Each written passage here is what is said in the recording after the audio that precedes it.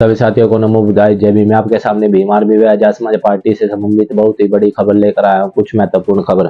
चंद्रशेखर आजाद ने बोला कि उत्तर प्रदेश में बिजली बिलों पर 10% फ्यूल सरचार्ज और एफपीपीए चार्ज के नाम पर की जा रही अतिरिक्त वसूली अब गंभीर चिंताजनक का विषय बन चुकी है। महंगाई के इस दौर में घरेलू उपभोक्ताओं, छोटे व्यापारियों और उद्योगों का अचानक डाला गया यह अतिरिक्त बोझ अनुचित और अन्यायपूर्ण है। जिन दरों पर बिजली खरीदी जा रही है उनसे कई गुना अधिक मूल्य पर बेची जा रही है। ऐसी अवस्था से हमें सीमित लागत वृद्धि का पूरा भार सीधे उपभोक्ताओं पर डालना अनुचित है। बिजली विभाग पहले से ही ऊंची दरें वसूल रहा है, इसलिए अतिरिक्त लागत का समयोजित प्रबंधन, सुधार और कार्यकुशलता बढ़ाकर किया जाना चाहिए, न कि सीधे जनता पर बोझ बनाकर। प्रदेश में ऐसे अनेक परिवार हैं जिनके लिए सामान्य बिजली बिल जमा करना भी कठिन हो गया है। लोग अपनी जरूरत खर्चों को खटोकर बिल भरते हैं, फिर भी उन्हें अतिरिक्त सरचार्ज से कोई राहत नहीं दी गई। यह व्यवस्था है संवेदनशीलता को दर्शाता है। उद्योग संगठनों का भी कहना है कि बढ़ोतरी छोटे और मध्यम उद्योगों की कमर तोड़ रही है। उत्पादक लागत बढ़ेगी, परिशुद्धता घटेगी, रोजगार पर भी असर पड़ेगा। हमारा सवाल मुख्यमंत्री योगी आदित्यनाथ से है कि थोड़ा सा खर्चा बढ़ाने की सजा उपभोक्ताओं को क्यों भुगते बिना पर्दे से सूचना के बिलों में ईंधन एवं बिजली अधिभार एफपीए चार्ज जोड़कर हजारों रुपए की अतिरिक्त राशि वसूलना उपभोक्ता अधिकारियों के खिलाफ है। छोटे उपभोक्ताओं का यह भी अत्यधिक बोझ अस्वीकार है। गवर्नमेंट यूपी से हमारी मांग है कि 10% फ्यूल सरचार्ज को तुरंत वापस और स्थगित किया जाए। छोटे उपभोक्ताओं और एमएसएमई इकाइयों पर भी राहत दी जाए। बिल निर्धारण और अधिभार की पूरी प्रक्रिया पारदर्शी बनाई जाए। विद्युत वितरण कंपनियों का पास जमा अधिशेष धन से उपभोक्ताओं का राहत दी जाए। बिजली आवश्यकता सेवा है, अतिरिक्त वसूली का माध्यम नहीं। AK शर्मा, भारत। तो आप देख पा रहे हैं चंद्रशेखर आजाद ने की कर डाली योगी आदित्यनाथ से मांग। इस बीच चंद्रशेखर आजाद धामपुर स्थित अपने आवास पर नगीना लोकसभा क्षेत्र के विभिन्न क्षेत्रों से क्षेत्रवासियों से मुलाकात की, उनकी समस्याओं को ध्यान से भी सुना और उन्हें शीघ्र समाधान के लिए संबंधित विभागों को अधिकारियों को तुरंत बातचीत की। जनता की समस्याओं का समाधान ही सबसे बड़ा जिम्मेदारी है, ये हमारा कर्तव्य है, ये हमारा संकल्प है। आप भी देखिए फोटो जिसमें चंद्रशेखर आजाद ने लगाया न्याय दरबार और सुन डाली सभी लोगों की, यानी बारी बारी से आवश्यकता की उन्हें क्या जरूरी है। शेखर आजाद ने अपनी नगीना लोकसभा के अंतर्गत मोहल्ले काजी सराय, कालानन और विभिन्न स्थानों पर जाकर परिजनों और क्षेत्रवासियों से सुख दुख को सम्मिलित हुए। इसी बीच देखो आप, चंद्रशेखर आजाद कोई भी जाति धर्म का हो, नगीना वासियों में उनके घर जाते हैं, जहाँ पर मृत्यु होती है उनके घर भी जाते हैं और जहाँ पर दुख सुख होता है वहां पर भी मिलते हैं। यह होता है असला नेता, जो पूरे देश में चंद्रशेखर आजाद ने बखूबी नाम कमाया है। चंद्रशेखर आजाद ने बताया कि उत्तर प्रदेश में दलित बेटियों के साथ हो रही दरिंदगी की घटनाएं सिर्फ कानून व्यवस्था को विफलता नहीं बल्कि समाज की संवेदनहीनता का भी आईना है। बलिया की गढ़वार में 15 फरवरी को एक दलित किशोरी के साथ 5 जातिवादी मानसिकता ग्रस्त लोगों द्वारा सामूहिक दुष्कर्म किया। भीम आर्मी आजाद समाज पार्टी काशीराम के स्थानीय टीम के प्रयास के बाद कल FIR दर्ज हुई और आरोपी अब तक पुलिस की पकड़ से बाहर है। दूसरी तरफ जिला बांदा में उत्तरा कोतवाली क्षेत्र में एक होटल में बंधक बनाकर नशीली पदार्थ सुंघाकर 3 जातिवादी मानसिकता ग्रस्त लोगों ने दलित किशोरी के साथ सामूहिक दुष्कर्म किया गया। यही घटना अत्यंत शर्मनाक और दंडनीय है। मुख्यमंत्री योगी आदित्यनाथ या दलित समाज की बेटियां सुरक्षा शासन की प्राथमिकता में नहीं आती। गवर्नमेंट यूपी से हमारी मांग है कि सभी आरोपियों को तत्काल गिरफ्तार किए गए। SC/ST अत्याचार निवारक अधिनियम व पोस्को एक्ट सहित सख्त धाराएं लगाई जाए। फास्ट ट्रैक कोर्ट में मुकदमा भी जल्दी से जल्द शुरू हो। पीड़ित व परिवार की सुरक्षा, उपचार और कानूनी सहायता की दी जाए। उचित मुआवजा प्रदान किया जाए। बेटियों की गरिमा और सुरक्षा सर्वोपरि है। अपराधियों के प्रति किसी भी प्रकार की नरमी समाज के अन्याय होगी। आजाद ने बोला कि माह के रमजान की आप सभी को तहे दिल से मुबारकबाद। यह महीना आप सभी के जीवन में शांति, नई ऊर्जा, बरकरार और समृद्धि लेकर आए। माई गवर्नमेंट इंडिया से निम्र निवेदन है इस पवित्र माह को ध्यान में रखते हुए बिजली आपूर्ति और सफाई व्यवस्था का विशेष ध्यान रखा जाए ताकि राज्यदारों को किसी प्रकार की असुविधा न हो और रफ्तार व शहरी के समय आवश्यकता सेवा सुचारू रूप से उपलब्ध रहे।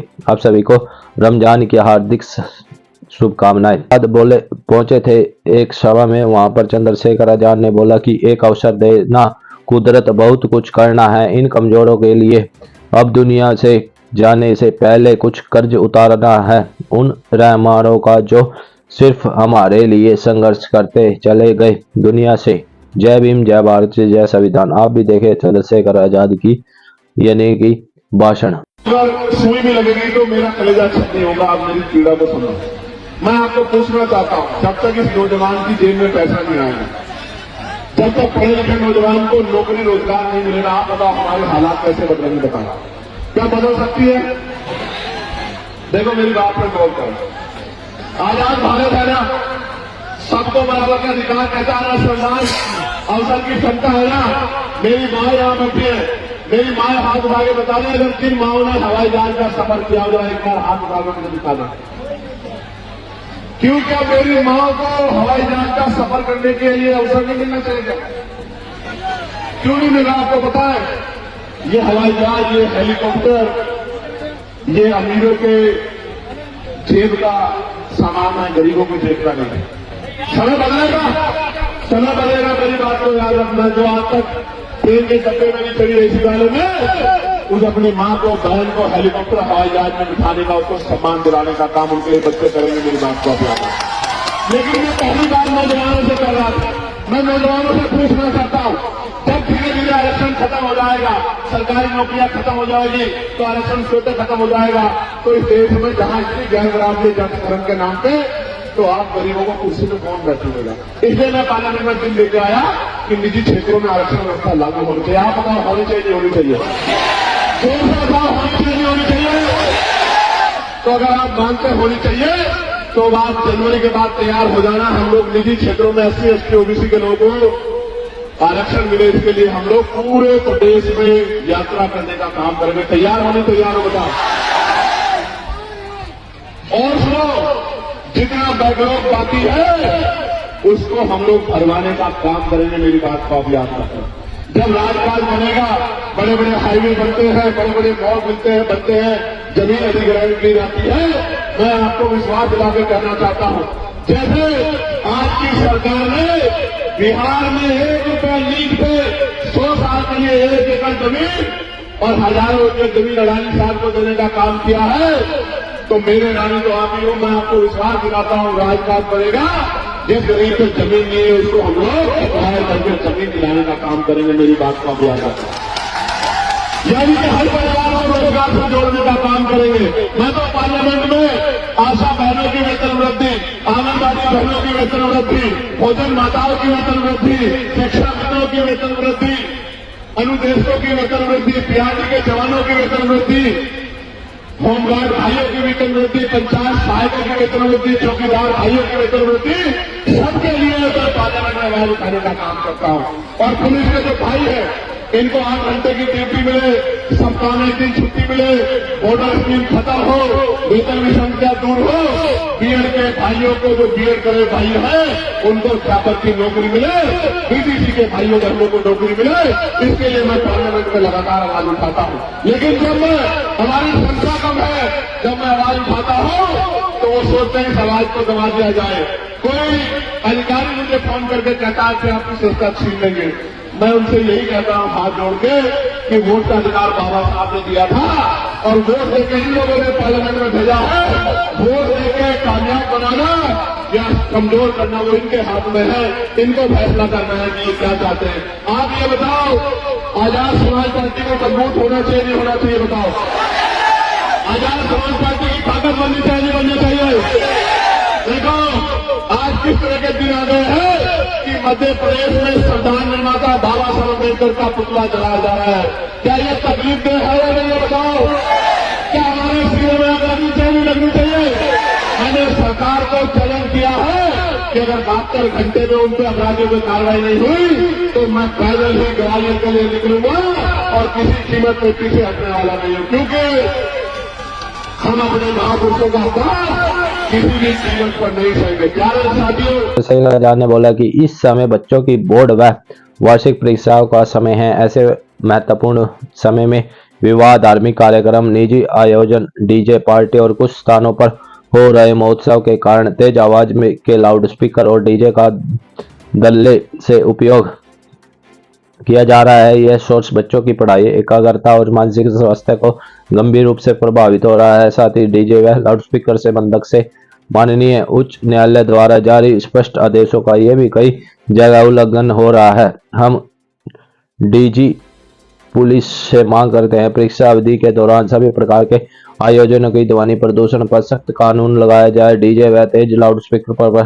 प्रभावी रोको और माननीय सर्वोच्च न्यायालय के आदेशों का प्रदेश भर में कड़ाई से पालन सुनिश्चित किया जाए। बच्चों की पढ़ाई और भविष्य सर्वोपरि है, इस पर कोई समझौता नहीं। सभी परीक्षार्थी बच्चों को हार्दिक मंगल कामनाएं। आपका परिश्रम सफल हो, आपकी आत्मविश्वास मजबूत रहे और आपका भविष्य उज्जवल भी बने।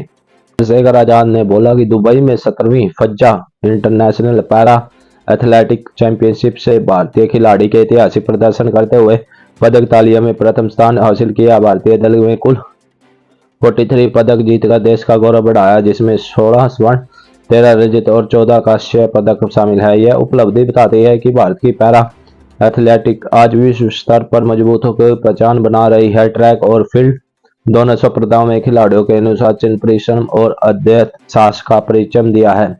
हम सभी विजेता खिलाड़ी, कोचिंग स्टाफ और सहयोगी टीम को बधाई देते हैं।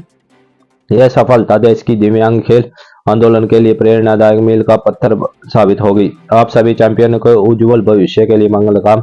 हम आप पर गर्व है।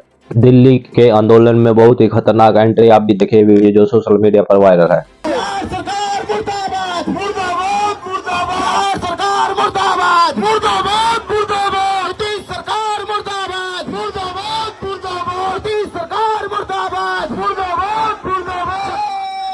भीम, जय भीम, जय भीम, जय भीम, जय भीम, जय भीम। हेलो, आवाज दो, हम एक हैं, आवाज दो, हम एक हैं, आवाज दो, हम एक हैं। आप सब शांति से बैठे रहे। हमारे बीच में चंद्रशेखर आजाद